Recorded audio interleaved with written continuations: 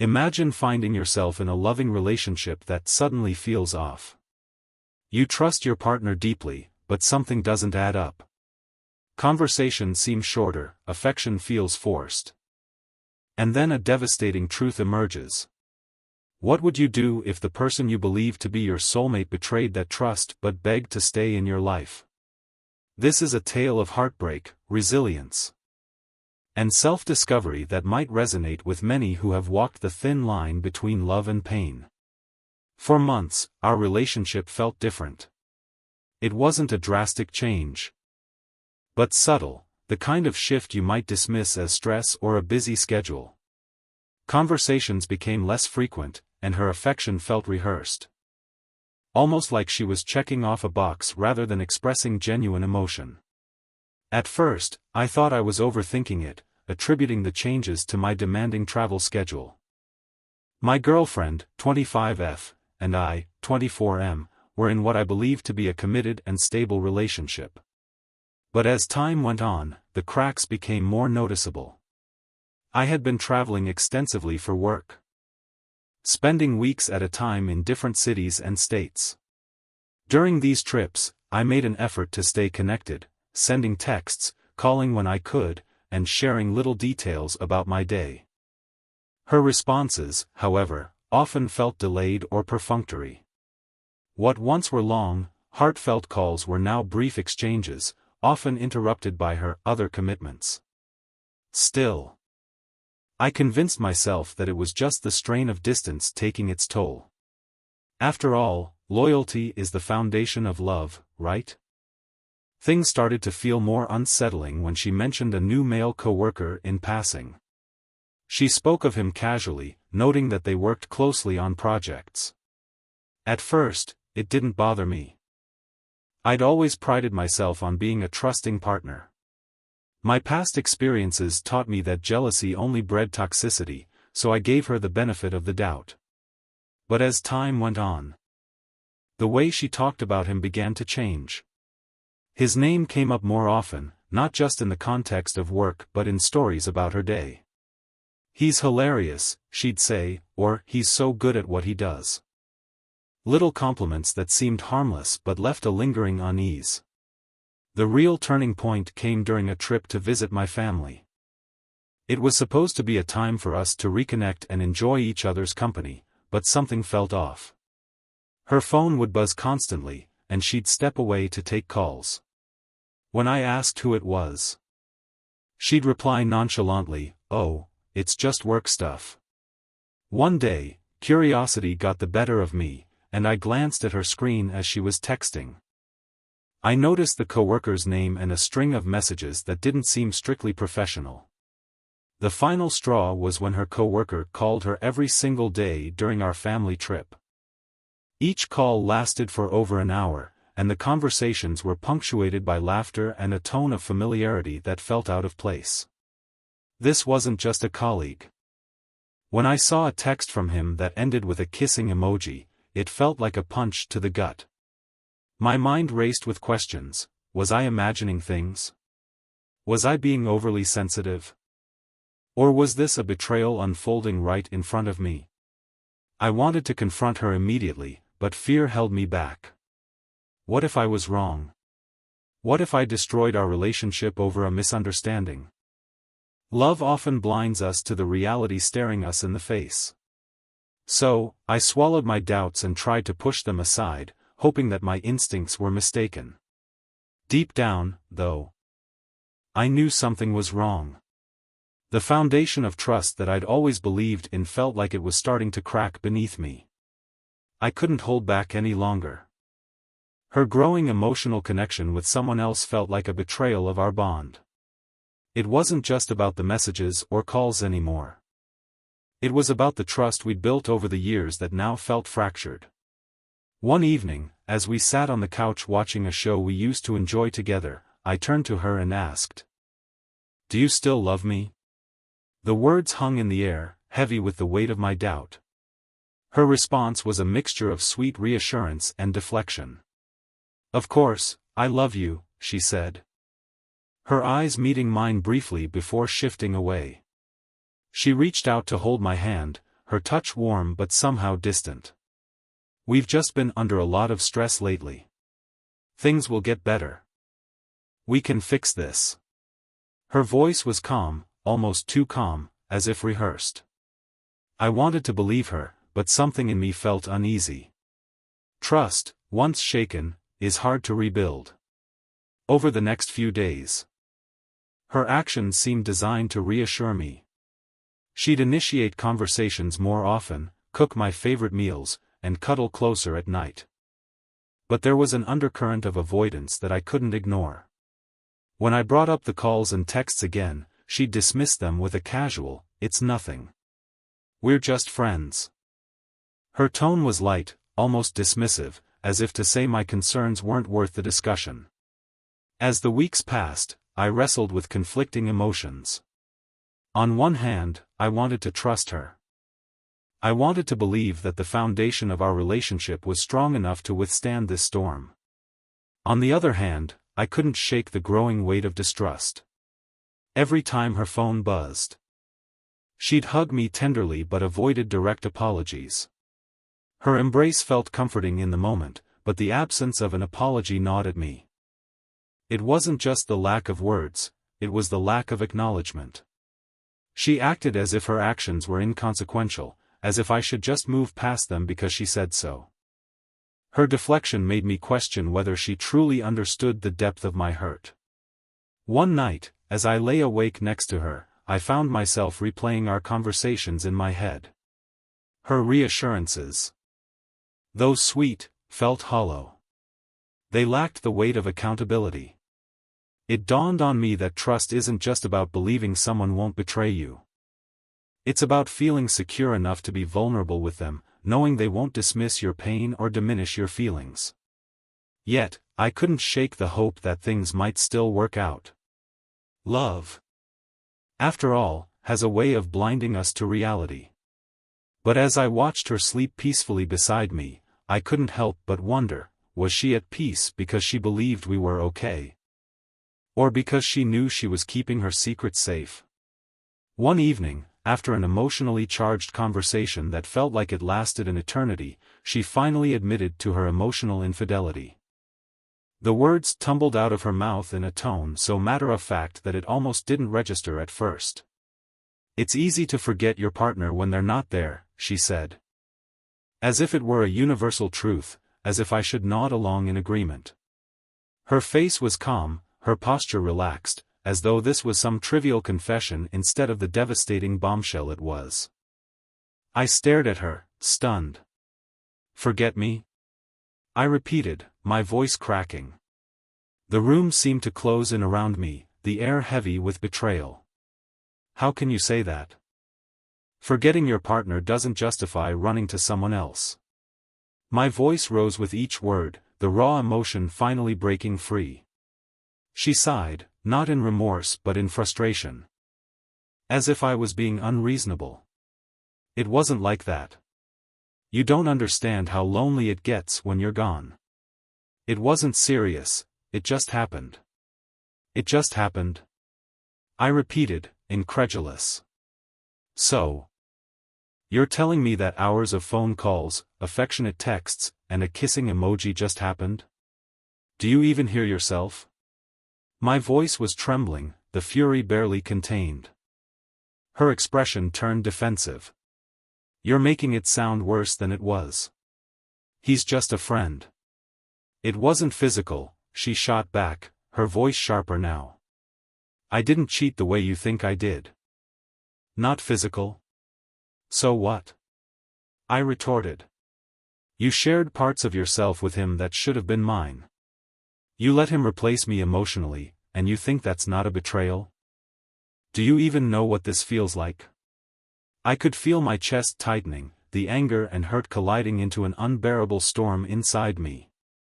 For a moment, she looked taken aback. But instead of apologizing, she doubled down. "You're blowing this out of proportion. If you had been here more often, maybe I wouldn't have needed someone to talk to. You're not exactly perfect either, you know. You've been so caught up in work that you barely noticed how distant we'd become." Her words hit me like a slap. My mind reeled as I tried to process what she was saying. Was this my fault now? I'd been working to provide for us, to build a future, and now I was being blamed for her choices. "Don't you dare twist this on me," I said, my voice low but shaking with intensity. "This isn't about my flaws. This is about you betraying the trust we built. And instead of owning up to it, you're making excuses." She crossed her arms and turned her face away, her silence louder than any words she could have spoken. It was the kind of silence that screamed guilt, frustration, and defiance all at once. I felt my heart breaking all over again. "You said we're soulmates," I whispered, my voice barely audible now. "But how can we be soulmates when you can look me in the eye and still hide the truth? How can we be soulmates when you didn't even have the decency to say you're sorry?" Her eyes met mine. Glassy but resolute. "Because I do love you," she said softly. "I just didn't know how to handle everything. I didn't mean to hurt you. But it wasn't enough." Her sweet words clashed with her actions, leaving me emotionally drained. It felt like gaslighting, like I was the one questioning reality. My mind kept circling back to the same thought. How could someone claim to love me while hiding such a betrayal? Her insistence that she loved me felt hollow, a desperate attempt to hold on to something she'd already broken. And in that moment, I realized that love without trust is just a fragile illusion. She begged for another chance, her voice trembling as tears streamed down her face. "I'll do anything," she said, clutching my hands like they were her lifeline. Against my better judgment, I agreed to try and reconcile. My heart, still raw from the betrayal, wanted to believe her words. We laid out plans to rebuild trust, open communication, setting boundaries, and focusing on our future together. For a moment, it felt like there might be hope. A fragile thread connecting us despite the damage. But as the weeks passed, cracks began to show. Her promises of change seemed to evaporate as quickly as they were made. She ended her connection with her coworker, or so she claimed. One night, as we sat across from each other at dinner, she admitted in a hushed voice, "I still think about him sometimes." My fork froze mid-air. "What do you mean?" I asked, my tone sharp but controlled. Inside, I was anything but calm. "I can't help it," she said, avoiding my eyes. "It's not like I'm talking to him. But, he's still in my head. It's hard to just turn it off." Her words felt like a slap. After everything, after all the effort I'd been pouring into salvaging what we had, she couldn't even give me the assurance that he was truly out of her heart. "Do you even want this to work?" I asked, my voice rising despite my attempt to keep calm. "Because right now, it feels like I'm the only one trying." She frowned, looking hurt. "That's not fair. I've been trying too." "Trying?" I repeated, incredulous. "You call this trying? You ended things with him. But you're still holding on to him emotionally. Do you even realize how much that hurts me? How am I supposed to rebuild trust when you're still stuck on him?" She pushed her plate away and crossed her arms. "You don't get it. It's not something I can just snap my fingers and forget." "Then why are we even doing this?" I snapped. "Why did you beg me to stay if you can't let him go?" Her silence was deafening. It was the kind of silence that screamed louder than any argument. In that moment, I realized the painful truth. Her heart was divided, and no amount of effort on my part could change that. I was putting in all the work to make things better, bending over backward to accommodate her, while she stayed rooted in the past. The days that followed were a roller coaster of forced smiles and hollow conversations. I tried to ignore the growing resentment bubbling inside me. But it was impossible to escape. Every time I looked at her, I saw the distance in her eyes, the lingering attachment to someone else. It became clear that her efforts were half-hearted at best. She said the right things, made the occasional gesture, but the conviction wasn't there. One evening, after another fruitless discussion about our future, I finally said what I'd been dreading. "I can't do this anymore." She stared at me, shocked. "What do you mean?" "We're trying." "No, I'm trying," I corrected her, my voice heavy with exhaustion. "I've been trying to save us. But you're not meeting me halfway. You're still holding on to him, and it's tearing us apart. I can't be the only one fighting for this." Her eyes filled with tears, but for once, I didn't feel the need to comfort her. The stark realization had hit me like a freight train: no matter how much I tried, I couldn't force someone to change or reciprocate the effort. Love wasn't enough to fix what was broken if only one of us was truly committed to the repair. During this turbulent period, I found solace in stories from others who'd faced similar struggles. Their experiences, though unique, resonated deeply with my own journey. One close friend shared how he rebuilt his life after a painful divorce. For years, he had defined himself through his marriage. But when it ended, he found himself lost and aimless. In his darkest moments, he stumbled upon an old sketchbook buried in his closet.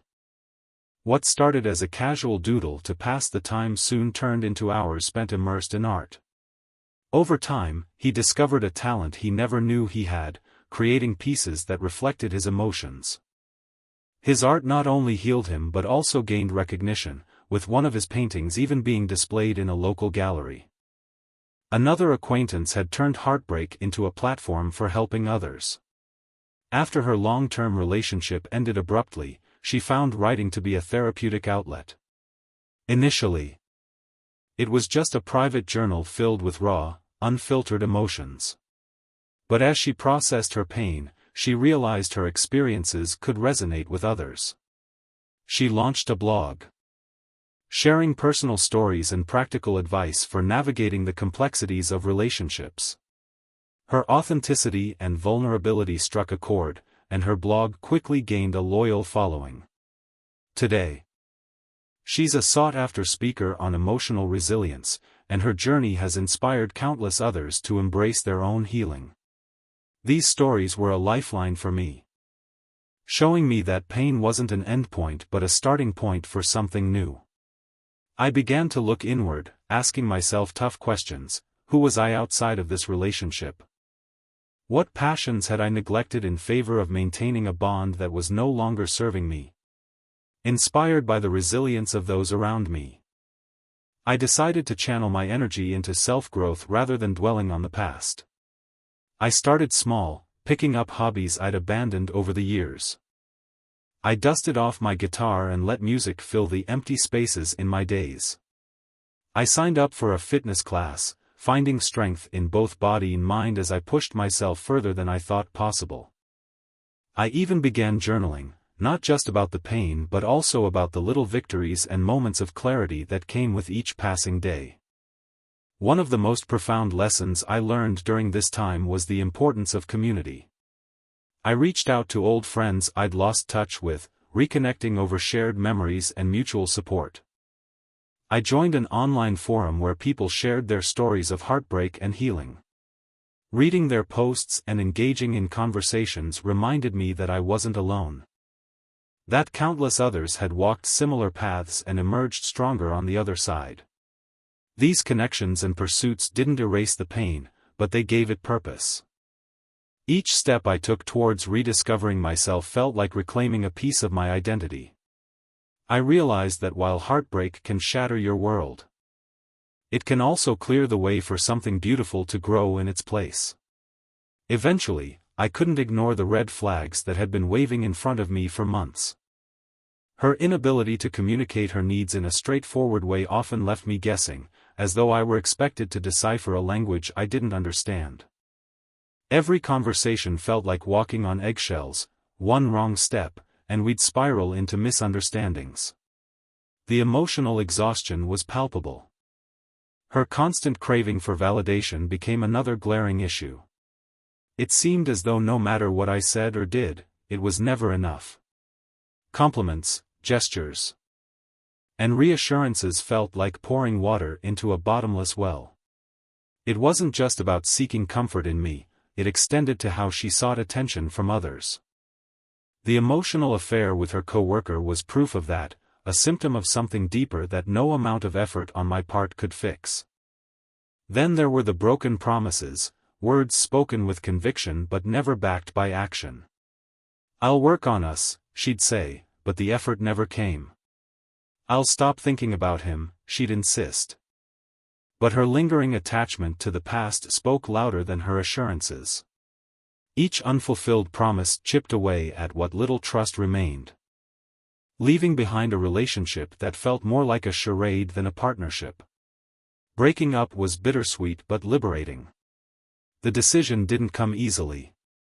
I wrestled with it for days, replaying our memories in my mind like a film reel.